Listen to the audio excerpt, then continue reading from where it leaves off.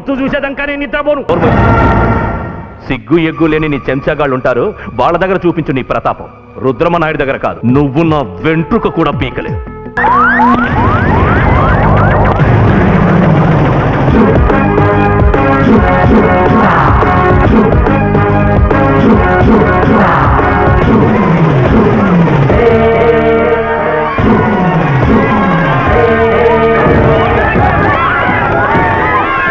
Sir, మంత్రికి ఎన్ని దెబ్బలు తగిలే? 1-2 తగిలే సార్.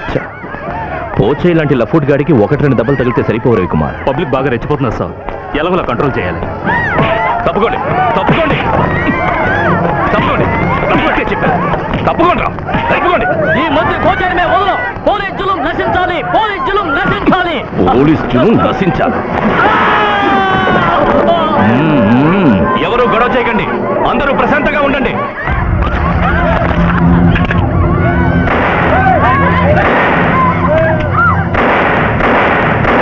మమ్మల్ని కాల్చిన ఆయన క్షమాపణ చెప్పే వరకు వదలం. దయచేసి నా మాట వినండి, నేను ఆయనతో మాట్లాడతాను.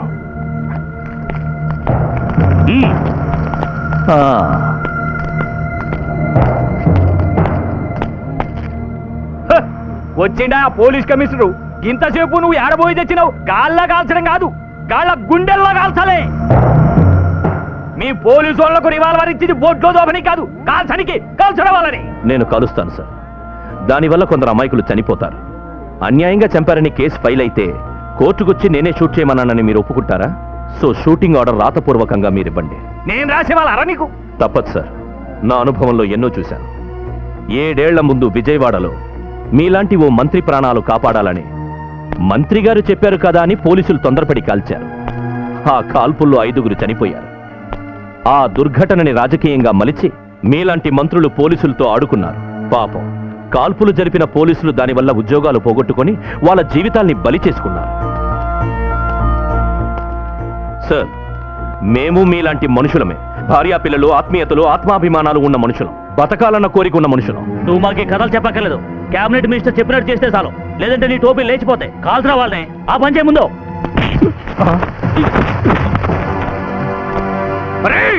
సార్, నేను ఫైరింగ్ ఆర్డర్ ఇవ్వడం వల్ల 100 మంది చనిపోయినా, ప్రజల ఆవేశంతో మిమ్మల్ని చంపినా ఒకటే జరుగుతుంది, నా ఉద్యోగం పోతుంది. అలాంటప్పుడు 100 మంది చావడం కంటే ఒకరు చస్తే మంచిదిగా. లేదంటే ఇంకో మార్గం ఉంది, మీరు క్షమాపణ చెప్పడం. మంత్రి పోతే క్షమాపణ చెప్పాలి. క్షమాపణ చెప్పాలి.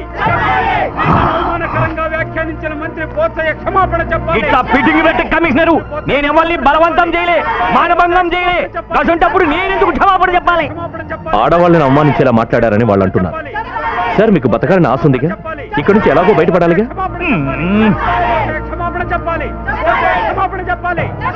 రుద్రమనాయుడు, లేదంటే ఓ పని చేయండి, ఈ రివాల్వర్ మీకు ఇస్తాను, మీరే కాల్చండి. కాల్చండి. క్షమాపణ చెప్పండి సార్. తెల్వాకేదో వాగినా నన్ను క్షమించండి, మాఫ్ కరో. క్షమాపణ చెప్పాడు కమిషనర్ రుద్రమనాయుడికి, కమిషనర్ రుద్రమనాయుడికి, కమిషనర్ రుద్రమనాయుడికి, కమిషనర్ రుద్రమనాయుడికి, కమిషనర్ రుద్రమనాయుడికి, కమిషనర్ రుద్రమనాయుడికి.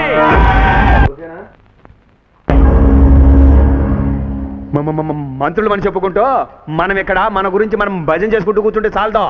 ఆ పొగరెక్కిన పోలీస్ కమిషనర్ టోపీని మనం అప్పుడే లేపేసి ఉండాల్సిందే. లేదంటే ఆ రుద్రమనాయుడు నువ్వు మూసుకో. నువ్వు చెప్పదలుచుకుంది చెప్పు గుణశేఖర్. ఈ నత్తి నీకు బాగా ఇబ్బంది అయిపోయింది. టెన్షన్ ఉన్నప్పుడే దొబ్బుతుంటుంది. రాజకీయాల్లో భీష్ముడు అంటోడు మన గుడిచెల పోచయ్య గారు. అట్లాంటి ఆయన్ని నడి రోడ్లో అవమానిస్తాడా? జనాన్ని రెచ్చగొట్టి రాళ్లే ఇస్తాడా? పొగరబట్టి ఆయన చేత పబ్లిక్ లో క్షమాపణ చెప్పిస్తాడా? ఆఫ్టర్ ఆల్ ఒక పోలీస్ కమిషనర్ అలా ప్రవర్తిస్తా ఉంటే మనం చూస్తూ కూడా ఏమి పీకలేనప్పుడు యాడికైనా పోయి మనమంతా గొరుక్కోవడం మేలనే నా అభిప్రాయం. ఏమంటావా? ఓ కేబినెట్ మినిస్టర్ అయినా నాకు జనంతా కూడా గౌరవం ఇవ్వని రాక్షసుడు రుద్రమనాయుడు మీద ఏమి యాక్షన్ తీసుకుంటారు? డీజీపీ, దీని గురించి ఎంక్వైరీ చేసి 2 రోజుల్లోగా మీరు నాకు రిపోర్ట్ ఇవ్వాలి. Yes sir. ఆ రిపోర్ట్ సంగతి మీరు మళ్ళీ చూసుకోండి. 2-3 రోజుల్లో ఏమైనా సరే ఆ కమిషనర్ని సస్పెండ్ చేయాలా. లేదంటే ఈ పార్టీలో ఉండాలా వద్దా అని నేను పోసయ్య గారు మా 25 మంది ఎమ్మెల్యేలు ఆలోచించుకోవాల్సి ఉంటుంది. ఆ రుద్రమనాయుడు ఆవేశంతో మర్యాద లేకుండా ప్రవర్తిస్తాడని మేము ఎన్నోసార్లు విన్నాం. అతని గురించి అలాంటి కంప్లైంట్స్ వచ్చాయా మీకు? లేదు సార్, అలాంటి కంప్లైంట్స్ ఏవి నా దృష్టికి రాలేదు. బట్ మన ఫైనాన్స్ మినిస్టర్ గారిని అవమానించాడు కనుక మీరెవరైనా రుద్రమనాయుడు మీద కంప్లైంట్ చేస్తే వెంటనే నేను యాక్షన్ తీసుకుంటాను. దీనికి ఇప్పుడు వ్రాతపూర్వకంగా కంప్లైంట్ ఇస్తే లేనిపోని గొడవలు వస్తాయి. ఆ తలనిప్పి మనకెందుకండి? అడిషనల్ డీజీపీ మీ అభిప్రాయం? సార్, నా ఉద్దేశం ప్రకారం ఇక్కడ గౌరవనీయులైన మంత్రులు చెప్పింది చాలా కరెక్ట్. పై ఆఫీసర్స్తో కూడా మిస్టర్ రుద్రమనాయుడు దురుసుగా ప్రవర్తిస్తూ ఉంటాడు. అతన్ని డిపార్ట్మెంట్లో అందరూ భయంతో రాక్షసుడని దుర్వాసుడని అంటూ ఉంటారు. Good morning sir. ఓహో, రండి సార్ కమిషనర్ రుద్రమనాయుడు గారు. నువ్వు వస్తావని నాకు ఎరుకేబే. నా కాళ్ళ బేరానికి వస్తావని నాకు మంచిగా తెలుసు. ఇక నువ్వు యూనిఫామ్ వేసుకొని మీ సమ్మెలు తిప్పి రొమ్ములుసుకు తిరగలేవు. నీ అంతు చూసేదాకా నేను నిద్రపోను. నిన్ను డిస్మిస్ చేయిస్తా. ముందా పని చేయండి సార్. ఇగో నా కరాలు పోవద్దు. నా చేత క్షమాపణలు చెప్పించి నువ్వు మంది ముందు పెద్ద హీరో అయిపోతావు అనుకున్నా. అరే అవలా నా కొడుక, నీ ఉద్యోగం పోయినాక బతకనికి పని లేక హోటల్కి వెళ్ళి పిండి రూపుకోవాలి. అందరూ తిన్న ఎంగిలి ప్లేట్ కడగాలి. అరే రే రే రే, సరే నేను గనక తలుచుకున్నానంటే నిన్ను గుళ్ళ ముందు ముష్టెత్తుకునే లెక్క చేస్తా. ముష్టినా నోర్మల్. సిగ్గు ఎగ్గు లేని నీ చెంచాగాళ్ళు ఉంటారు, వాళ్ళ దగ్గర చూపించు నీ ప్రతాపం. రుద్రమనాయుడు దగ్గర కాదు. కొన్నాళ్ల క్రితం తమరు గండిపేట్ గెస్ట్ హౌస్లో రెచ్చిపోయి సాగించిన కామకలాపాల క్యాసెట్ ఇప్పుడు తీసుకొచ్చాను. దీనేం చేయమంటారో చెప్పండి. అయిపోయాడు. ఏంట్రా, నీకు ఇక్కడేం పని? బయటికెళ్ళు. చూడు గుడిసెల పోచయ్య, మహిళా సేవా సమితి అధ్యక్షురాలు ఇందుమతి ఇంటికి తరచూ వెళ్లేవాడివిగా నువ్వు. నీకు ఇప్పుడు ఏం కావాలి? కావాల్సింది నా దగ్గర ఉంది. ఆ ఇందుమతికి నీకు ఈ మధ్య గొడవలు ఏమైనా వచ్చాయా? వచ్చే ఉంటాయి. అందుకే నువ్వు గంటిపేట గెస్ట్ హౌస్ లో సాగించిన రాసలీలన్నీ ఆమె కెమెరాలో బంధించింది. నువ్వు మంచి మూడ్లో ఉన్నప్పుడు ఇందుమతి తన మనుషుల చేత రహస్యంగా షూట్ చేయించి క్యాసెట్ తయారు చేసిందిరా పిచ్చ నా కొడక.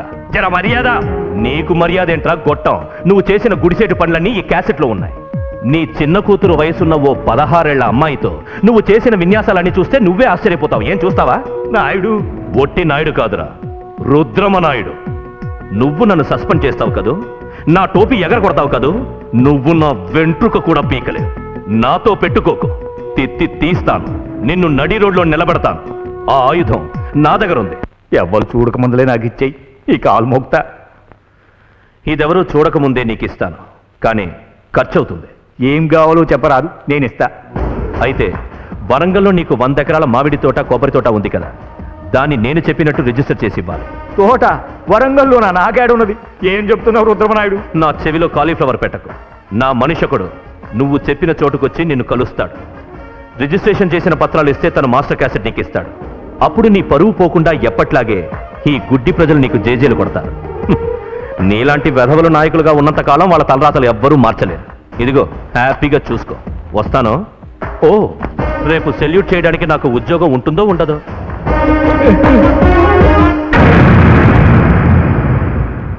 CM sir. రావయ్యా. ఏమిటా కంగారు? ఏమైంది? ఇంకా ఏం కాలే. ఏమిటది నీ చేతిలో?